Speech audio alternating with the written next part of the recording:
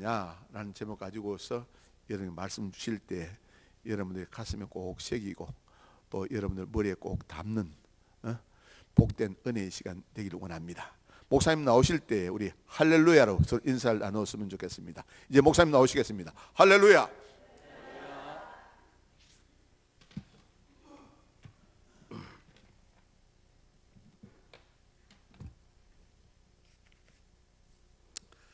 할렐루야. 하나님께 먼저 영광 돌립니다. 존경하는 우리 김인식 목사님, 이 낮예배 강단은 아무에게나 안 맡기는데 부족한 좀 이렇게 와서 좀 설교를 좀 해달라. 영양가 있고 좋은 음식은 담임 목사님에게 많이 드셨을 줄 믿고 오늘은 좀 거칠은 음식도 좀 먹어야 되잖아요. 할렐루야.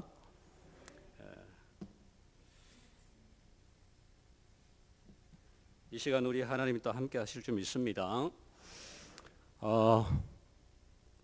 여러분, 세상에서 가장 경이롭고 가장 아름다운 광경이 무엇일까요? 제가 이렇게 질문을 드리면 지금 여러분 머릿속에 여러 가지를 생각을 할 수 있겠지요. 풍경, 대자연의 어떤 광경. 누가 저에게 이렇게 그런 질문을 주신다면 저는 이런 얘기를 하고 싶어요. 제가 요즘 17개월 된 손주 보는 재미에 푹 빠져 있습니다. 그 피덩이 같은 손주가 그 쌍둥이 남매 손주인데 지금 17개월 돼가지고 자기들끼리 놀고 웃고 밥 먹고 자고 넘어지고 울고 하는 일 모든 것 그냥 싫은 게 하나도 없고 미운 게 하나도 없어요. 모든 게 너무너무 귀엽고 너무너무 신비한 거예요. 저 피덩이 같은 거 지금 저렇게 저만큼 자라서 저렇게 놀고 있는 거 보면 저에게는 가장 신비하고 가장 경이롭고 가장 아름다운 모습이다. 저는 이렇게 참 힘주어 말할 수가 있습니다. 왜 그럴까요? 왜 그럴까요? 제 손주기 때문에.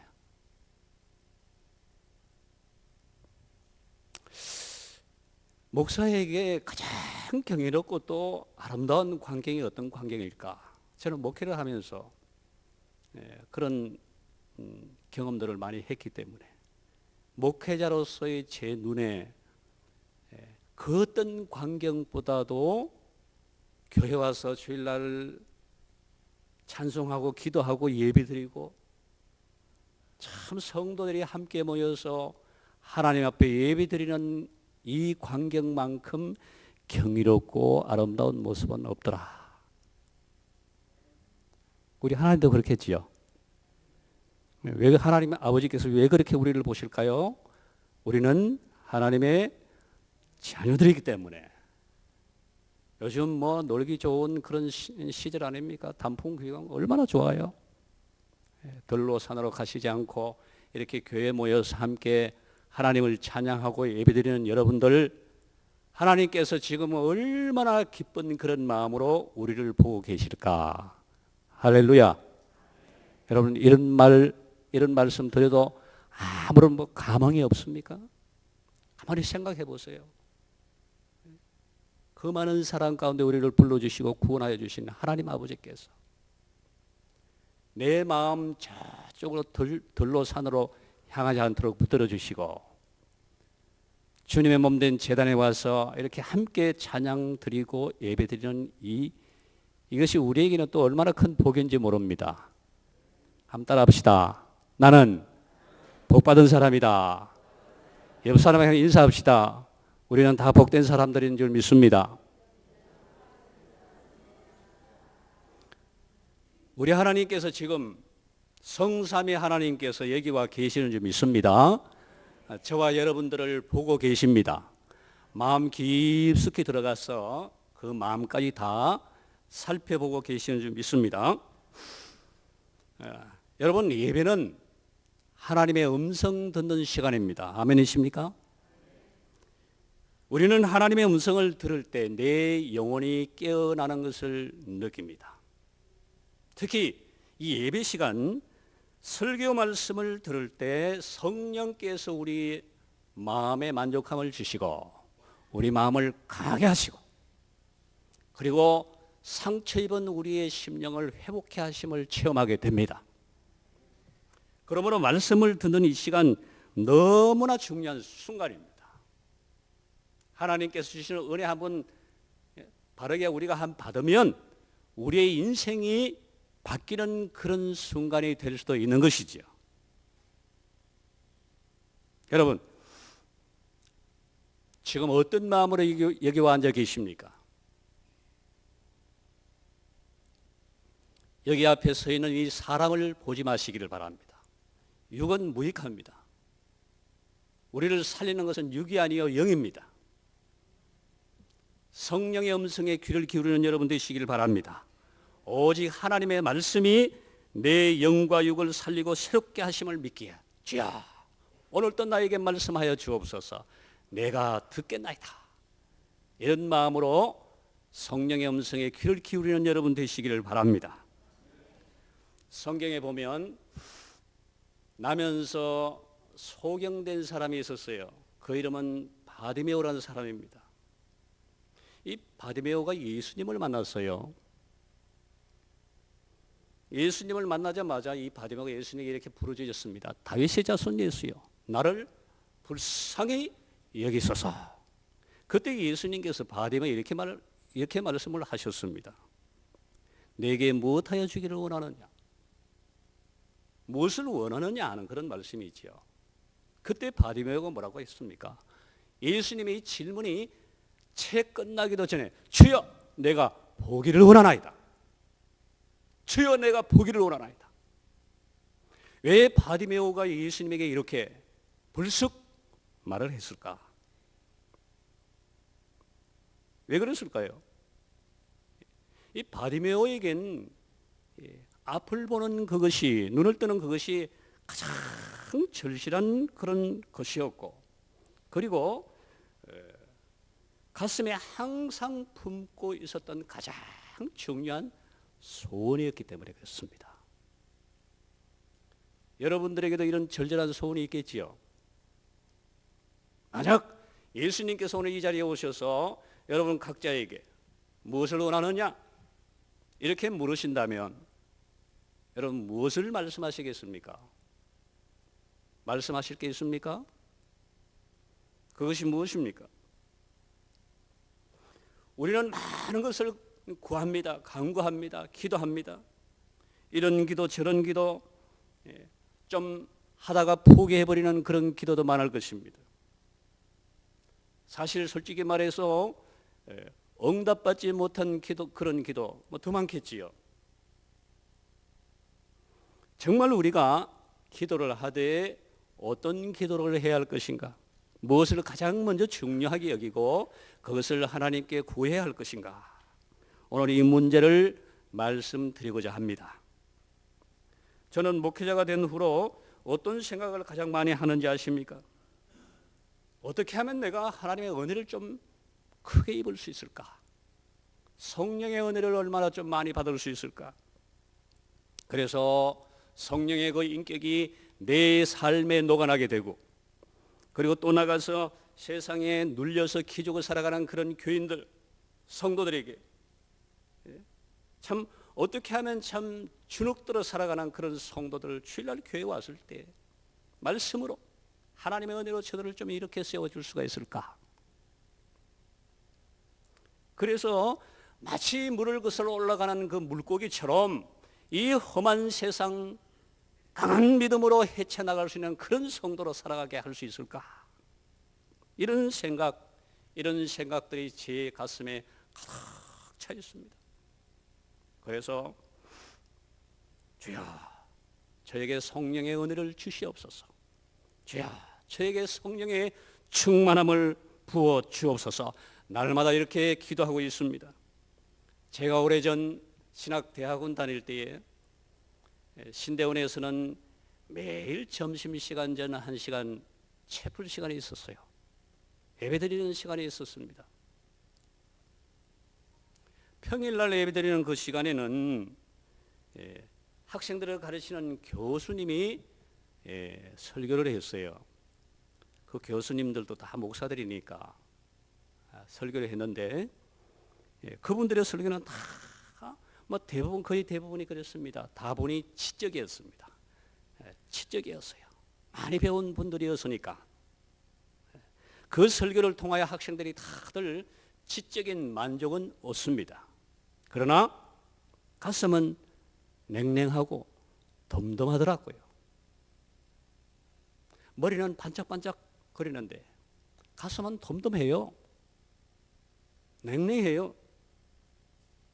영적 감동이 교수들의 설교에는 거의 없었다, 이렇게 말씀을 드릴 수가 있어요. 그러나 수요일 밤 저녁에는 예배를 드리는데 그때는 외부의 강사가 와서 설교를 했어요. 외부 강사는 대부분 그 당시 목회 현장에서 목회를 잘 하시는 그런 분들이 와서 설교를 했었습니다. 그 목사님들의 그 공통점이 하나 있었는데 제가 느낀 것 중에 하나는 대부분이 굉장한 열정의 소유자들이다. 그리고 설교에 은혜가 있었다 하는 것입니다. 성령으로 충만했습니다. 그래서 설교를 마치고 꼭 신대원에서는 통성기도를 시킵니다. 평일날 하고는 달리 수요일 날에는 정말 통성기도 시키면 그냥 그 채플실이 그냥 막 천둥 소리가 납니다. 왕왕왕왕. 그만큼 은혜를 받았다는 그런 증거가 되겠죠. 이런 차이를 보면서 그때 제가 깨달은 것은 그래 목회는 지식만으로는 안 되는 것이고, 지식이 필요하긴 하지만 지식만으로는 절대 안 되는 그런 것이 있구나. 성령의 은혜를 입어야 하는 것이구나. 하나님의 성령이 교회를 교회답게 만들고 하나님의 성령이 성도를 성도답게 만드는 원동력이구나 하는 것을 그때 제가 많이 깨달았습니다. 목회를 하다 보면 열심히 헌신하고 열심히 섬기던 사람들이 어느 날 갑자기 참 무너집니다. 낙심에 빠져버립니다. 봉사는 또 열심히 하는 것 같은데 늘 어둡습니다. 표정이 어둡습니다. 그리고 불평불만이 입에서 떠나가지를 않습니다. 교회를 섬기고 헌신하면서도 입에는 늘 불평하고 원망이 달려 있습니다. 왜 그렇습니까? 왜 영적으로 무기력하고 낙심에 쉽게 빠집니까? 하나님의 자녀가 왜 맥없이 살아가는 것입니까? 그런 분을 볼 때마다 목회자로서 왜 내가 저들에게 힘을 주지 못하는가? 저들을 왜 일으켜주지 못하는 것인가? 하나님이여, 오 나의 하나님이여, 나를 사용하시려고 불러주신 우리 하나님이 나에게 성령의 은혜를 주시옵소서. 안타까운 마음으로 가슴을 치며 기도할 때가 얼마나 많은지 모릅니다. 여러분, 왜 성도가 낙심에 쉽게 빠지는 것입니까? 세상에 등불이 되어야 할 교회가 왜 세상 풍조를 따라가게 되는 것입니까? 왜 교회에 예수의 권세가 나타나지 않는 것입니까? 성도가 왜 불신자들에게 비난을 받는 것입니까? 성령의 은혜가 메말라 버렸기 때문에 그런 것은 아닐까? 성도 여러분, 찬송을 불러도 마음에 기쁨이 없습니까? 당신은 성령 충만 받아야 합니다. 성도 여러분, 설교를 들어도 말씀이 지루하고 재미가 없습니까? 당신은 성령의 은혜를 입어야 합니다. 열심히 봉사를 해도 마음이 답답하십니까? 죄를 지어도 가치가 안 되십니까? 기도가 잘 안 됩니까? 전도하는 것이 힘이 듭니까? 여러분, 성령 충만 받으셔야 됩니다. 성령은 우리 힘으로 안 되는 일을 해내시는 하나님의 능력이십니다. 성령은 에스겔 골짜기에 흩어지는 마른 뼈다귀들을 다 모아서 살아있는 군대를 만드신 하나님의 능력이십니다. 죽은 사회 바다를 살아나게 하신 하나님의 힘, 하나님의 에너지가 성령이십니다. 이 성령이 교회에 충만하게 될 때 교회가 세상을 변화시키게 되고 이 성령이 성도의 심령에 충만하게 될 때 세상을 감동시키는 그런 글쓰기 될 수가 있는 것입니다. 사실 성령의 에너지가 내 마음속에 좀 느껴지지 않으면 별 수 없더라고요. 목사도 그렇더라고요. 목사님 저도 그렇더라고요. 가끔 그럴 때가 있잖아요. 뭐 세상적으로 뭐 좀 하는 것 같아도 뭐 별 수 없어요. 쉽게 지쳐버립니다. 예수 믿는 기쁨도 없고 봉사도 없기로 합니다.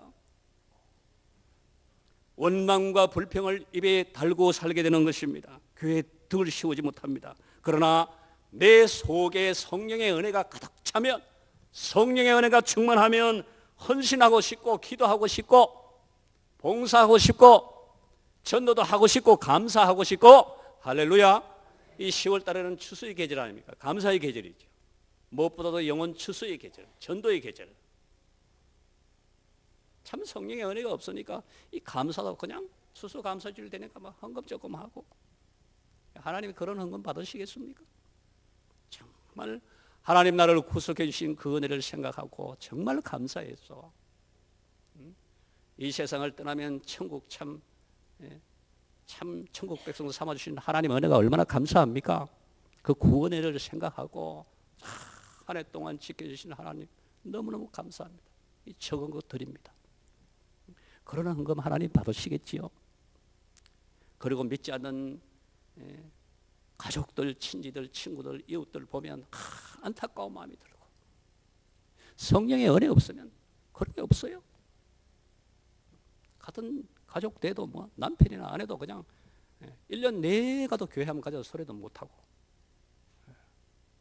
우리 마음속에 성령의 은혜가 충만하면 전도도 감사도 저절로 되는 것이, 헌신도 저절로 되고, 할렐루야. 이런 은혜가 여러분들의 있기를 간절히 축복합니다. 성령에 대해서 어떤 사람들이 이런 말을 하는 사람도 있어요.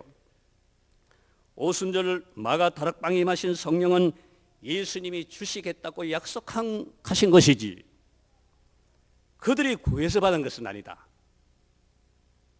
그러므로 예수 믿는 사람은 누구나 다 성령을 받았기 때문에 한 번 받았으면 됐지 예수 뭐 구할 필요가 없다.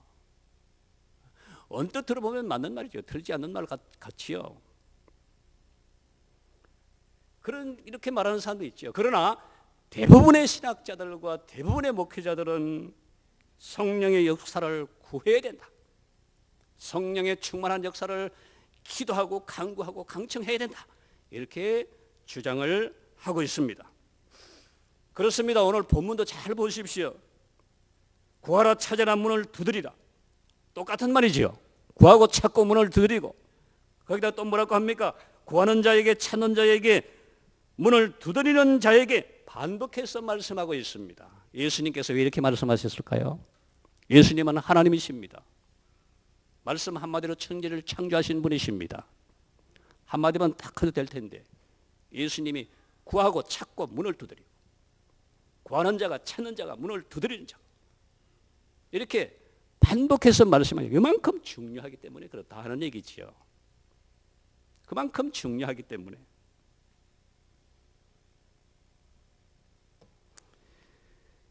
이렇게 반복해서 말씀하시는 것은 구하고 또 구해서 성령 충만함을 반드시 받아야 된다. 이것을 예수님이 지금 강조하고 계시는 것입니다. 그만큼 중요한 겁니다. 여러분, 구원은 하나님의 전적인 의지에 의해서 주어지는 것이지 구한다고 해서 우리가 달라고 해서 주시는 것은 아니지요. 그렇죠? 오순절 마가 다락방에 임하신 성령은 우리에게 와서 지금 우리 가운데 계십니다. 아멘. 저와 여러분 가운데 계시는 줄 믿습니다. 그래서 저와 여러분은 전부 다 성령을 모시고 살아가는 줄 믿습니다. 우리는 다 성령을 모신 자들입니다. 그렇다고 해서 성령 충만을 구하지 않아도 되느냐? 그것은 아니다는 겁니다. 오히려 성령이 우리 안에 계시기 때문에 우리는 그 성령이 우리 속에서 우리 삶에서 살아 역사하시도록 더 열심히 구해야 하는 것입니다. 육신의 소욕과 죄성이 끝없이 내 속에서 우리를 유혹하잖아요. 우리를 죄짓도록 자꾸 유혹하잖아요. 그렇기 때문에 주여 역사하여 주옵소서, 주여 나를 깨뜨려 주시옵소서, 주여 내 속에 충만하게 거하시옵소서, 이렇게 기도하면서 우리는 성령을 구해야 하는 것입니다. 저 인천에 가면 주한 장로교회라고 있어요. 그 나계밀 목사님 참 훌륭하신 분이시지요. 그 목사님 간증을 제가 언제 한번 들었습니다. 간증을 들은 적이 있는데 그 목사님 부친이 예수를 안 믿는 거예요. 얼마나 훌륭한 목사님인데 아버지가 교회에 안 나오시니 얼마나 답답했겠어요. 그래서 나 목사님이 이거 안 되겠다 해가지고 아버지 구원을 위해서 기도원에 올라갔어요. 일주일 작정 기도를 하기로 그렇게 작정을 하고 기도원에 올라갔다고 합니다. 그냥 기도해서는 안 되겠다. 금식하면서 내가 기도해야 되겠다. 작정을 하고 기도원에 올라가서 이제 기도를 하는데 하루, 이틀, 사흘 이렇게 금식 기도를 하는데 하는 중에 하나님께서 그 목사님에게 은혜를 주셨어요. 성령의 충만함을 받고 그 은혜 가운데 기도를 하니까 아버지 영혼이 너무너무 불쌍한 거예요. 그래서 눈물 콧물이 자기도 모르게 막 흐르더래요. 눈물 콧물을 흘리면서 아버지 영혼을 위해서 하나님께 간절하게 기도. 일주일 금식 기도하고 내려왔습니다. 그 주일날 아버지가 야야 나도 교회 가야 되겠다. 할렐루야. 그 주일부터 그 아버지가 교회 다니기 시작했더라 하는 얘기입니다. 그래서 나 목사님이 하시는 말씀 뭡니까? 19년 동안 내가 설설설설 아버지 구원을 위해서 기도했는데 그 기도 안 들어주시고 일주일 동안 성령의 은혜 충만한 상태에서 기도했더니 그 기도 들어주시더라.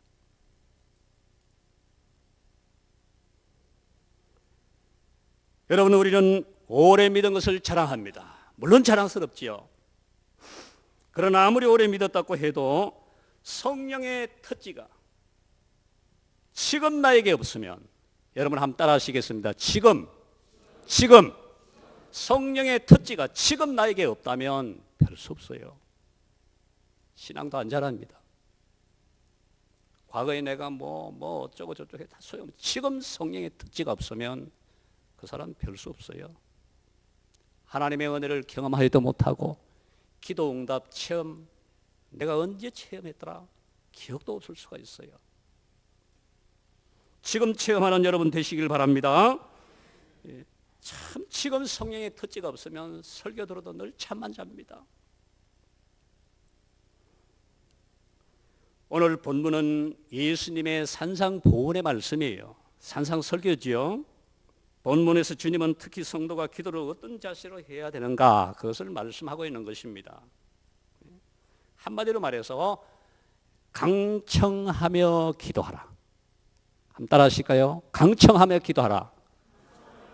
강청하며 기도하라. 그리고 이 강청을 통해서, 이 강청함을 통해서 너희가 가장 좋은 것을 얻게 된다, 이렇게 말씀하고 있어요. 예? 믿는 사람에게 가장 좋은 것이 뭘까요? 그 가장 좋은 것, 이 강청하는 기도를 통하여 하나님께 얻게 된다. 이 좋은 것, 똑같은 내용이 누가복음 11장에도 나오지요. 오늘 읽은 이 본문과 똑같은 내용이 누가복음 11장에도 나옵니다. 오늘 마태복음에서는 뭐라고 합니까? 너희가 악한 자라도 좋은 것을 주시지 않겠느냐. 이 누가복음 13절에 보면 뭐라고 나옵니까? 너희가 악한 자라도 무엇을 주시지 않겠느냐? 성령을 주시지 않겠느냐. 똑같은 말씀인데 왜 이렇게 했을까? 마태는 로마에는 유대인들을 대상으로 이 마태복음을 기록했지요. 그래서 유대인들은 그냥 좋은 것 하면 성령인 줄 다 압니다. 그러나 누가는 어떤 사람을 대상으로 성경을 기록했나요?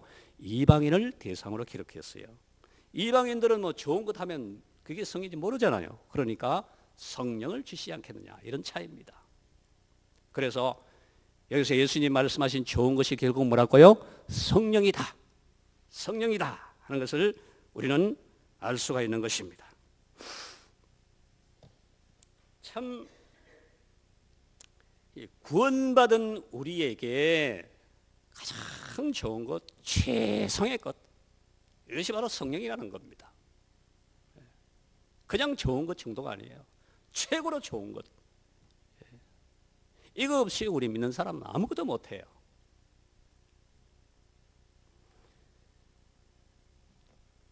우리가 가장 얻기를 소원하고 소망하고 구하고 그래야 해야 할 것도 성령이다. 성령의 은혜입니다. 하나님은 이 성령을 우리에게 가장 먼저 주고 싶어 하십니다. 왜 그렇습니까? 성령의 은혜 없이는 구원함도 없어요. 거듭남도 없어요. 인격의 변화도 있을 수가 없어요. 성령의 도움 없이는 우리가 아무것도 할 수 없습니다. 세상 사람들은 육신의 만족을 먹고 살아가지만 우리 믿는 사람들은 성령의 은혜가 아니면 아무것도 못하고 못 산다는 것을 예수님이 너무너무 잘 아시기 때문에 그렇습니다. 그러므로 너는 성령의 사람이 되어라. 성령의 인격을 소유하라. 무엇을 하든지 너는 성령의 지배를 받아야 한다. 이를 위해서 구하라, 찾으라, 문을 두드리라. 구하는 자에게, 찾는 자에게, 문을 두드리는 자에게 왜 주시지 않겠느냐? 목마른 사슴이 시냇물을 갈급하게 찾듯이 하나님 앞에 사모하면 주신다고 하시지 않았느냐? 여러분, 예수님이 왜 이 성령을 그렇게 반복하며 구하라고 하실까요? 왜 그럴까요? 우리에게 성령이 가장 좋은 것이기 때문에 그렇습니다. 우리 믿는 사람들에게 성령 이상 좋은 것이 없어요. 제가 목회를 해봐도 그렇더라고요. 하나님의 은혜만큼 좋은 것이 없더라고요. 어째서 우리에게 가장 좋은 것입니까? 사실 성령의 은혜 속에 좋은 것이 다 들어있어요. 여러분 곰곰이 생각해 보세요. 우리 여집사님들, 우리 권사님들 어떻습니까? 여러분들의 남편 참 결혼할 그 당시처럼 지금도 존경스럽습니까? 지금도 남편이 그렇게 멋지게 보이십니까? 예? 처음에는 안 그랬는데 시간이 갈수록, 세월이 갈수록 남편이 점점 매력이 없어. 요즘 남자들 순한 시대 아닙니까? 더 그렇죠? 저도 마찬가지입니다. 아내에게 잘 보이려고 제가 그냥 안절부절입니다. 살아볼수록 점점 매력이 더 없어. 예, 그래도 꼴의 남자라고 소리만 벅벅 질러대고. 참 내가 그래도 참 우리 젊을 때는 그래도 참 동네 남자들 참 많이 울렸는데 이렇게 결혼하는 남자가 참 아이고 내 신세야 막 이렇게 좀 한탄하는 그런 분이 계시다면, 그런 분이 교회 와서 말씀 듣고 목사님 말씀 듣고 그래 나도 하나님의 은혜 내가 한번 받고 말아야 되겠다. 말씀 듣고 찬송하고 기도하고 예배드리다가 하나님이 주시는 그 생수의 강을 한번 받고 나면 남편 보는 눈이 확 달라집니다. 남편이 그렇게 귀하게 존귀하게 보일 수가 없는 일입니다. 왜 그럴까요? 성령 속에 좋은 것이 다 들어있기 때문에. 성령보다 더 좋은 것이 세상에 없어요.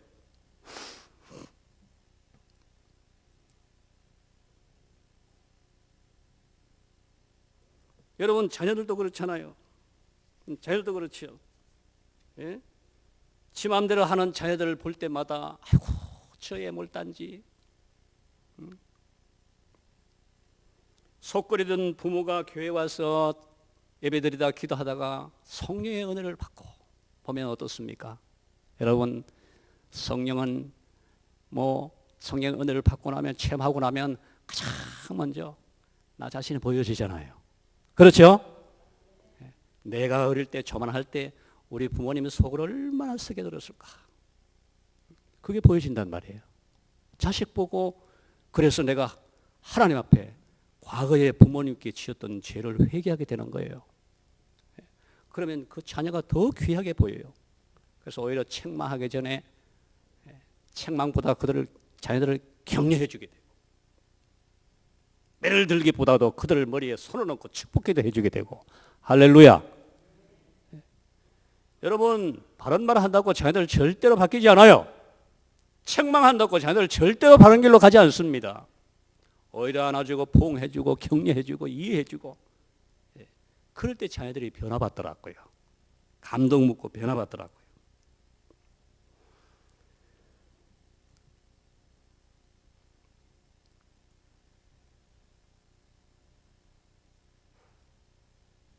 저도 마찬가지입니다. 참 목회자로서 요즘 또 섬기는 목회라고요. 뭐 더 잘 섬기고자 하면 얼마나 참 힘든 일이 많습니까? 주님이 이것도 필요하고 저것도 필요하고, 주님이 이것도 주시고 저것도 주십시오. 그래가 막 기도하는데 하나님께서 필요하다 하는 거 안 주시고, 내 마음속에 그냥 심령의 문을 열고 성령의 놀라운 은혜를 부어주십니다. 그러면 내 마음속에 그냥 닫혀있던 것이 그냥 하나님의 은혜로 뻥 하고 터지게 되면 그냥 눈물 콧물 흘리면서 내 사사로운 기도 다 사라지고, 주님 감사합니다. 목사 세워주셔서 감사합니다. 적은 성도지만 성도 보내주셔서 감사합니다. 참 무엇이든지 하겠습니다. 악을 꼴짝도 내가 가겠습니다. 이런 기도만 나오더라고요. 왜 그럴까요? 성령 속에 좋은 것이 다 들어있기 때문인 줄로 믿습니다. 그러면 이렇게 좋은 성령의 충만을 어떤 자가 받습니까? 가만히 있어도 받습니까? 하나님께서 가만히 있어도 그냥 막 부어주십니까? 천만의 말씀. 한번 따라 합시다. 구하는 자가 받습니다. 무조건 주시지 않습니다. 하나님은 사만한 영혼을 만족해 하시는 분이십니다. 여러분, 예수 믿는 사람은 다 성령을 받았다, 한 번 받았으면 됐지 예수 구할 필요가 없다 하는 그런 사람 다 죽어가요. 개인, 가정, 교회 할 거를 다 죽어갑니다. 그러나 자신의 부족함을 인정하고 성령의 도움 없이는 내가 살 수 없노라, 그렇게 고백하며 날마다 강청하며 기도하는 그런 사람은 성장해요. 이런 성도는 무슨 일이나 담대하게 승리하게 되는 것입니다. 일당백, 일당천하는 그런 하나님의 자녀로 살아가게 되는 것입니다. 여러분, 신앙은 신비입니다. 우리의 머리로는 이해할 수 없는 그런 일들이 신앙계에는 너무너무 많습니다. 믿음은 가슴으로 되지 머리로는 안 되더라고요. 아무리 많이 알고 있어도, 아무리 깨달음이 많아도 거기 머물면 아무 소용없어요. 말씀이 머리에서 가슴으로 내려와 가지고 의지적으로 내가 결단할 때 하나님의 성령의 기름 부으심을 경험하게 되는 것입니다. 내 가슴이 냉랭한데 무슨 감사요? 내 가슴이 냉랭한데 어떻게 전도가 돼요? 내 가슴이 냉랭한데 억지로 그거 잠시뿐, 헌신하고 봉사해도 잠시뿐이더라고요.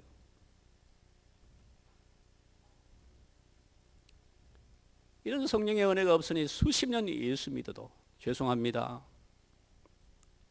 전보러 다니고, 교회 다니는 사람 중에 40년 50년 예수 믿다는 사람이 전보러 다니고, 사주팔자가 어떠니, 참 보면 어떤 일이 교회에서도 그렇습니다.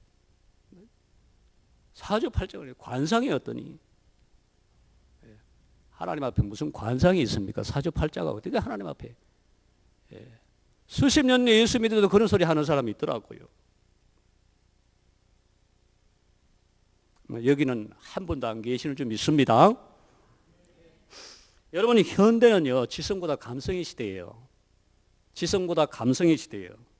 지식보다 영성이 더 중요시되는 그런 시대입니다. 보세요, 현대들의 마음을 빼앗는 사람들이 누구들입니까? 어떤 사람들입니까? 가수들, 스포츠 스타들, 탤런트들, 이런 사람들이지요. 감각적인 재능을 가진 자들이에요. 이런 스타들에게 요즘 사람들이 완전히 정신이 빠져 있습니다. 여러분, 교회도 그렇습니다. 청년들, 청소년들 교리적인 설교 아무리 준비해도 잠자요.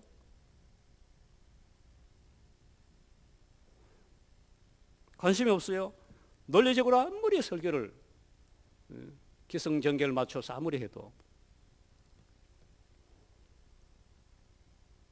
관심을 안 보이던 그런 사람들이, 그런 애들이 영성 있는 CCM 찬양 한 곡, 그 찬양 한 곡에 그냥 두 손 들고 마음문을 헐쩍 열어버리더라고요. 이 시대가 감성의 시대예요. 지금이 이런 시대입니다. 이런 시대를 살아가는 청년들, 자녀들을 우리는 가르치고 양육하고 있어요. 그들을 움직이는 힘이 뭡니까? 성령인 줄로 믿습니다. 성령은 우리를 깨닫게 하셔요. 우리의 생각을 바꿔주세요. 우리의 인격을 변화시켜서 우리에게 주어진 꿈을 이룰 역동적인 에너지를 공급해 주시는 분이십니다. 그러므로 이 시대의 사람들을 변화시키고 이끌어 가려면 교회가 성령 충만해야 되고요. 부모님들이 성령 충만해야 합니다. 부모가 성령 충만해요. 해야 됩니다. 요즘 아이들 보면 이 뇌도요, 우뇌보다 좌뇌가 더, 우뇌가 좌뇌보다 훨씬 더 크다고 그래요. 우뇌는 무슨 뇌입니까? 감성을 지배하는 뇌지요. 좌뇌는 사고를 지배하는, 생각을 지배하는 뇌입니다. 이 생각을 지배하는 뇌가 훨씬 크대요. 이 감성의 시대, 이 시대가 감성의 시대다. 그래서 요즘 애들은요, 생각하고 뭐 사고하는 것을 싫어합니다. 행동하는 것을 좋아합니다. 얼마나 감성적인지 모릅니다. 이런 시대의 자녀들을 바르게 키우려면 부모가 성령 충만해야 하는 것입니다. 성도 여러분, 먼저 성령 충만을 소망하며 기도하는 여러분들이 되시기를 바랍니다. 성령 충만을 얻는 방법에 있어서 오늘 주님은 뭐라고 말씀하십니까? 한번 따라합시다. 구하고 찾고 문을 두드리라. 구하다 안 되면 찾으라. 그래도 안 되면 문을 마구 두드리며 찾으라. 하나님께서 구하면 주시겠다고 약속하신 것인데 악한 자라도 자기 자식에게 좋은 것을 줄 줄 아는데 하나님은 우리 아버지신데 좋은 것 주기 원하시는 우리 아버지신데 더 좋은 것 주기 원하시는 우리 하나님 아버지신데 왜 주시지 않겠느냐? 예수님의 말씀이에요. 여러분, 하나님은 우리에게 성령의 은혜를 풍성하게 주셔서 그것을 누리기를 원하고 계십니다. 믿으십니까? 성령 충만함 받아서 교회에서도 가정에서도 하나님께 쓰임받고 또 하나님의 풍성함을 누리는 하나님 교회 성도들이 다 되시기를 바랍니다. 여러분은 세상을 어떻게 살고 계십니까? 내 힘으로 사십니까? 지금까지 그렇게 살아오셨습니까? 인간은 별 수 없어요. 육은 무익해요. 우리를 살리는 것은 영입니다. 성령에 붙들려 살아가는 여러분 되시기를 바랍니다. 항상 성령의 소리에 귀를 기울이시고 성령으로 살아가는 여러분 되시기 바랍니다. 여러분 심령에 성령의 은혜로 충만하면 거기서부터 모든 일은 되기 시작하는 것이죠. 지혜도 성령이 주시고요. 세상을 이길 힘도 성령이 주시고요. 재물로 얻을 능력도 성령이 주시고요. 나를 이기게 하는 그런 능력도 성령이 주시는 것이지요. 믿는 사람은 이런 믿음으로 살아가는 사람들이에요. 저와 여러분 다 믿음으로 살아가는 하나님의 자녀인 줄로 믿습니다. 여러분, 하나님의 자녀는 성령의 도움 없이 뭘 해봐야 별 수 없어요. 합력하여 선을 이루지 못합니다. 여러분, 하나님 교회 성도 여러분, 누가 여러분들을 이 교회로 보내주셨습니까? 여러분 스스로 왔습니까? 누가 가자고 해서 왔습니까? 여러분 스스로 온 게 아닙니다. 하나님이 이곳으로 인도하여 주신 줄 믿습니다. 이 교회를 통하여 하나님의 은혜를 날마다 넘치게 받을 수 있기를 바랍니다. 이 교회를 통하여 주시는 하나님의 은혜를 받아서 정말 세상의 빛과 소금의 역할을 감당하는 여러분 되시기를 바랍니다. 여러분의 가정과 교회와 이 사회를 위해서 하나님 앞으로 어떤 사람, 누구를 쓰실지 우리는 아무도 몰라요. 그러나 분명히 우리가 알 수 있는 것은 하나님은 어떤 사람을 쓰신다고요? 은혜의 사람, 성령의 사람 쓰십니다. 성령 충만한 사람을 쓰십니다. 하나님의 은혜를 주셔서 사용하십니다. 하나님의 성령을 충만하게 주셔서 사용하십니다. 이것은 분명하고 확실합니다. 성령 충만한 여러분 되시기를 바랍니다. 어떤 기도보다도 먼저 성령의 은혜를 구하는 여러분 되시기를 바랍니다. 그래서 성령으로 충만해서 가정에서도 교회에서도 회사에서도 사회에서도 하나님께 능력 있는 하나님의 자녀로 쓰임받고 살아가는 하나님께 모든 성도들 되시기를 예수님의 이름으로 축원드립니다. 기도드리겠습니다.